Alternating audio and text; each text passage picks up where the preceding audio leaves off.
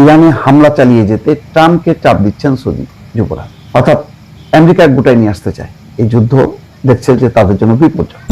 একটা রিপোর্ট কিন্তু বারবার আসছে যে এই যে ইরানের সাথে ইসরায়েল এবং আমেরিকার যুদ্ধ হচ্ছে, সেখানে সৌদি আরবের ভূমিকা, মধ্যপ্রাচ্যের সবচেয়ে সম্পদশালী সবচেয়ে বড় রাষ্ট্র হচ্ছে সৌদি আরব। সেই সৌদি আরবের ভূমিকা অত্যন্ত হতাশজনক বলেই অনেকে মনে করছে। এখানে সৌদি আরব একটা শক্ত অবস্থান রাখা উচিত ছিল। যুদ্ধটাই শুরু হতো না যদি না সৌদি আরব সক্রিয় ভূমিকা রাখত, একেবারে রীতিমতো ইরানের সঙ্গে মিলে যদি একটা যৌথ অবস্থান নিত, তাহলে হয়তো যুদ্ধটা করার সাহস পেত না ইসরায়েল এবং আমেরিকা। তখনও কিন্তু গণমাধ্যমের রিপোর্ট এসছে যে ইরানে হামলা চালানোর জন্য সৌদি যুবরাজ বারবার নাকি ট্রাম্পকে টেলিফোন করেছেন, অনুরোধ করেছেন। কিছুক্ষণ আগে আরো একটা খবর, ইরানে হামলা চালিয়ে যেতে ট্রাম্পকে চাপ দিচ্ছেন সৌদি যুবরাজ, অর্থাৎ আমেরিকা গোটায় নিয়ে আসতে চায়। এই যুদ্ধ দেখছে যে তাদের জন্য বিপজ্জনক, পুরো বিশ্বের জন্য বিপজ্জনক, এবং তার দায় দায়িত্ব পড়ে যাচ্ছে ট্রাম্পের উপর। সুতরাং একটা আপোষের পথ খুঁজতেছে ট্রাম্প। ঠিক সেই সময় এই খবরটা সামনে আসলো যে ইরানে হামলা চালিয়ে যেতে মার্কিন প্রেসিডেন্ট ডোনাল্ড ট্রাম্পকে চাপ দিচ্ছেন সৌদি যুবরাজ মোহাম্মদ বিন সালমান। সৌদি যুবরাজ মার্কিন প্রেসিডেন্টকে যুক্তি দিচ্ছেন, মার্কিন ইসরায়েলি সামরিক অভিযান মধ্যপ্রাচ্যকে পুনর্গঠনের এক ঐতিহাসিক সুযোগ এনে দিয়েছে। গত সপ্তাহে বেশ কয়েকবার ট্রাম্পের সঙ্গে আলোচনা হয়েছে সৌদি যুবরাজের।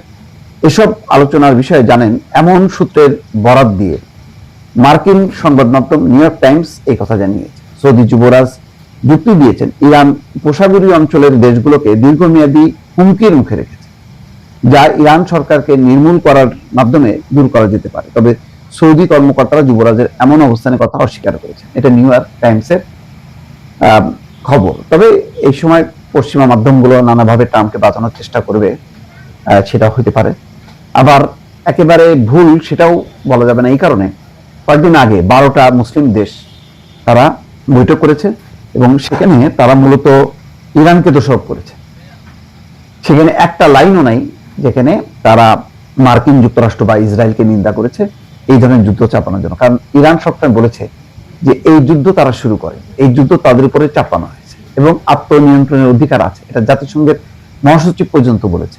তো ইরানের উপর যখন যুদ্ধ চাপাই দেওয়া হয় তখন ইরান কি করতে পারে? ইরান তখন পাল্টা আক্রমণ করে সেই যুদ্ধ প্রতিহত করতে পারে এবং সেই কাজটাই করছে। সেই কাজটা করতে যে সে আমেরিকাকে কোথায় পাবে? আমেরিকাকে পাচ্ছে সে সৌদি আরবের মধ্যে, কাতার, কুয়েত, সংযুক্ত আরব আমিরাত, কারণ এখানে মার্কিন ঘাঁটি গেড়ে বসে আছে এবং মার্কিন নানা রকম ব্যবসা প্রতিষ্ঠান ডেকে বসে আছে, যার জন্য এই মধ্যপ্রাচ্যের এই দেশগুলো ইসরায়েলের বিরুদ্ধে অবস্থান নেয় না, আর আমেরিকার বিরুদ্ধে তো নেয় না।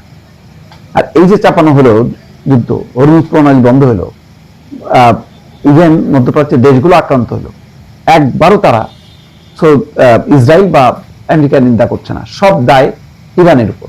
ইরানের উপর হামলা চালানো হবে, আর ইরান মধ্যপ্রাচ্যের যে সমস্ত মার্কিন স্থাপনা আছে সেইগুলোর উপর হামলা চালাবে না। এটা কি কোনো যুক্তি হতে পারে? পারে না। খুবই ন্যাক্কারজনক ভূমিকা।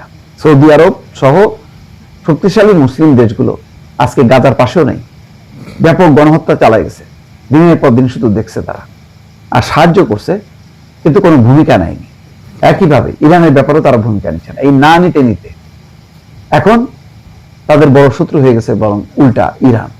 তাই ইরানকে ধ্বংস করার জন্য বলা হচ্ছে। তবে সত্য মিথ্যা এখনো যাচাই হয়নি, তবে খবরটা তো বেরিয়েছে, আপনাদেরকেও খবরটা অবহিত করলাম দর্শক।